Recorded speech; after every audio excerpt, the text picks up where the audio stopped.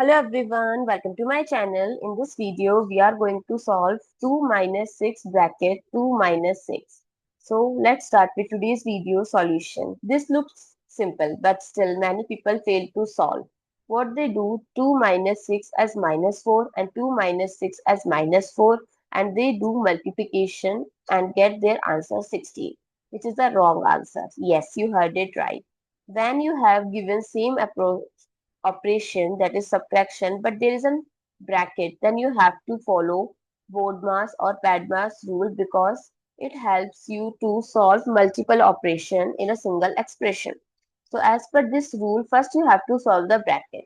So here 2 minus 6 is negative 4. Now if there is an addition, subtraction, division, multiplication, then you have to give priority to multiplication over addition and subtraction. So minus 6 times minus 4 is minus plus 24, and 24 plus 2 is 26. So what is the correct answer? Plus 26, not 16. I hope it's clear and you find it useful. So don't forget to share your feedback through like, share, comment and subscribe to my channel.